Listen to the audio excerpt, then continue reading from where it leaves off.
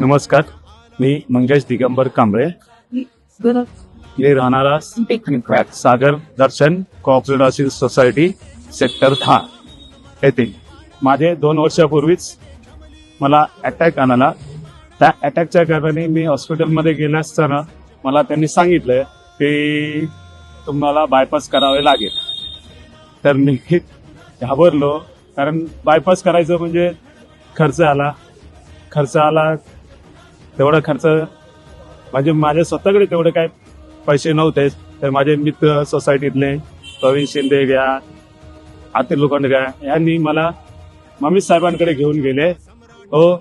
Mummy साहेबांनी मला ताबडतोब वाशी इकडच्या फोर्टिस हॉस्पिटलमध्ये जाऊन सांगितलं. ते स्वतः आले व त्यांनी डॉक्टरशी सल्लामसलत करत मला ताबडतोब ऑपरेशनची डेट आणि स्वतः रूम बुक करून दिली आणि माझा 2 दिवसातच ऑपरेशन होऊन आज 3 वर्ष झाले. मला मी ठिकठिकाणी हे उपकार फक्त हे मम्मी साहेबांचे ते मी आयुष्यभर कधी विसरू शकत नाही.